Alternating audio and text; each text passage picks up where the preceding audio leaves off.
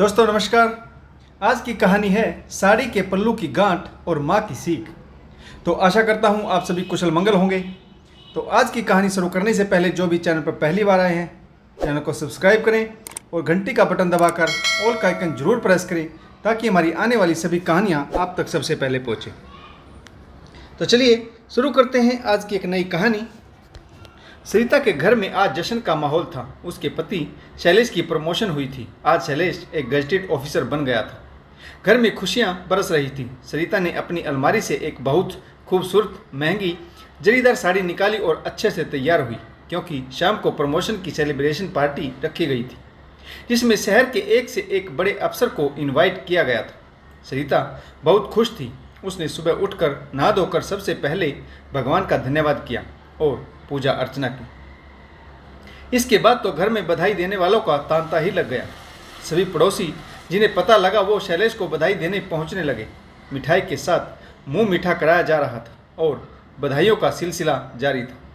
सरिता और शैलेश की 8 वर्षीय बेटी तन्वी अपनी माँ के इर्द गिर्द मंडरा रही थी, क्योंकि आज उसकी माँ ने बहुत ही खूबसूरत साड़ी पहनी थी और वह बहुत सुंदर लग रही थी। तभी सरिता के फ़ोन पर उसकी माँ का फ़ोन आया। सरिता अपनी माँ से फ़ोन पर बात कर रही थी और उसकी बेटी तन्वी साड़ी के पल्लू से खेल रही थी। सरिता ने अपनी माँ से बात की और फ़ोन रखने के बाद साड़ी के पल्लू में एक कसकर गांठ लगा ली। तन्वी ने जिज्ञासावश पूछा, मम्मी तुमने यह क्या किया? साड़ी में गांठ क्यों लगाई? सरिता ने हंसकर अपनी बेटी के गाल को सहला दिया और गोद में उठाकर बोली, अभी तू बहुत छोटी है, जब बड़ी हो जाएगी तब तुझे बताऊंगी कि मैंने साड़ी में गांठ क्यों लगाई। घर में लोग आते रहे और बधाइयाँ देकर जाते रहे। शाम को पार्टी भी हुई, परंतु तन्वी की नज़र अपनी माँ की साड़ी के पल्लू की गांठ पर ही थी। इसके बाद सालों बीतते गए और तन्वी अपनी माँ को कितनी ही साड़ियों पर गांठ लगाते हुए देखती रही। सरिता कुछ साड़ियों की गांठ खोलती भी रहती थी। तन्वी के मन की जिज्ञासा सालों से बनी हुई थी। अब तन्वी 23 साल की हो गई थी और उसका सिलेक्शन असिस्टेंट प्रोफेसर के पद पर हुआ। घर में एक बार फिर वही जश्न का माहौल था, परंतु इस बार तन्वी की माँ ने अपनी अलमारी से एक 20-25 साल पुरानी साड़ी निकाली। यह पीले और हरे रंग की साड़ी देखने में बहुत सुंदर थी, परंतु कुछ पुराने डिजाइन की थी।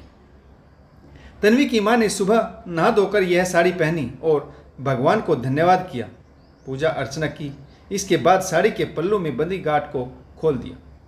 तन्वी के मन की बरसों की जिज्ञासा फिर से जाग उठी और उसने अपनी माँ से पूछा, माँ आज तो बता दो, अब तो मैं बड़ी हो गई हूँ, तुम अपनी साड़ी के पल्लू पर गांठ क्यों लगाती हो और कुछ साड़ियों के पल्लू की गांठ खोल क्यों देती हो? इसका क्या राज है? आखिर तुम ऐसा क्यों करती हो? तन्वी का आज कॉलेज में पहला दिन था।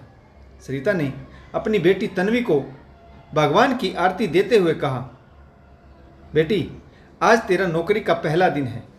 समय से कॉलेज में पहुंचकर अपनी ड्यूटी ज्वाइन कर। शाम को जब तू घर आएगी तब आराम से बैठकर तुझे सब कुछ बता दूंगी। सच में तू बहुत बड़ी हो गई है, अब तो यह जानना तेरा हक है। तन्वी कॉलेज चली गई। कॉलेज में आज उसकी नौकरी का पहला दिन था।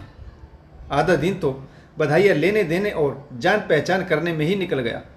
दोपहर बाद तन्वी बहुत सारे गिफ्ट्स और फूलों के गुलदस्तों के साथ घर पहुंची। आज तन्वी का मन पंख लगाकर उड़ रहा था। उसने इतनी छोटी सी उम्र में बहुत बड़ी कामयाबी हासिल जो की थी, और सबसे बड़ी बात आज उसकी माँ उसे साड़ी के पल्लू की गांठ वाला राज बताने वाली थी। तन्वी ने सभी गिफ्ट्स और फूलों के गुलदस्ते मेन हॉल की टेबल पर रखे और तेज कदमों से किचन में चाय बना रही अपनी माँ सरिता के पास पहुंच गई। माँ के गले में खूबसूरत सुगंधित फूलों की माला डालते हुए बोली, चलो माँ अब यह सब छोड़ो, सबसे पहले मुझे साड़ी के पल्लू वाली गांठ का राज बताओ। सरिता ने पकोड़े तलते हुए कहा, वह सब तो ठीक है, तुम यह बताओ कि तेरा कॉलेज का पहला दिन कैसा रहा? तन्वी बोली, ओहो मेरी प्यारी माँ, दिन बहुत अच्छा गया और अब मुझे बातों में मत उलझाओ। तन्वी ने एक पकोड़ा प्लेट से उठाकर खाया।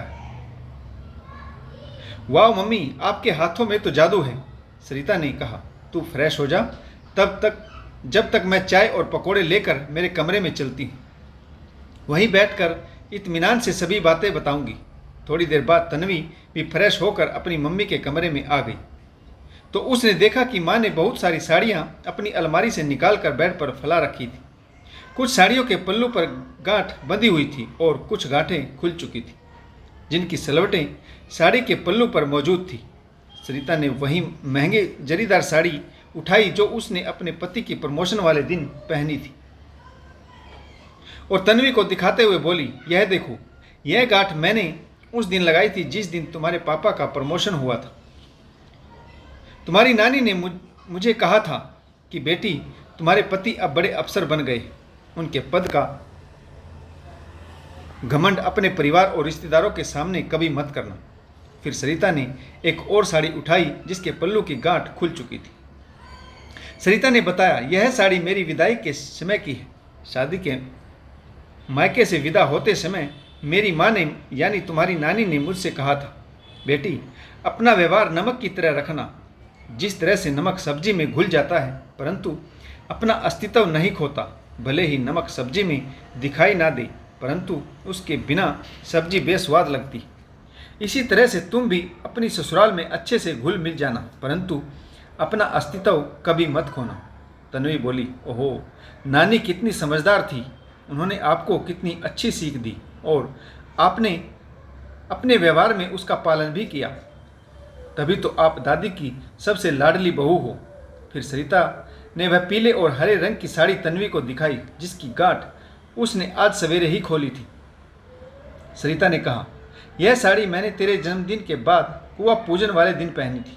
उस दिन तेरी नानी ने मुझे फ़ोन करके कहा था, सरिता, एक बेटी की माँ है, यह ठान ले कि तू अपनी बेटी को अच्छी परवरिश देगी और उसे जीवन में कामयाब बनाएगी।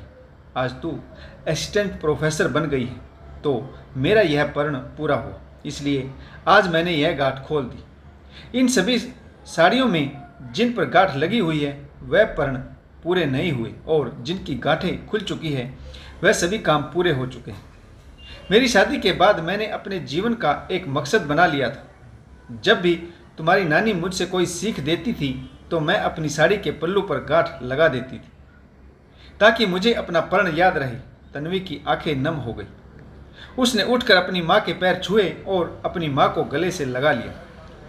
ओह मेरी क्यूट मम्मा, आप कितनी अच्छी हो, नानी ने आपको कितने अच्छे संस्कार दिए हैं। इसके बाद तन्वी ने अपनी चुन्नी के पल्लू पर एक गांठ लगा ली।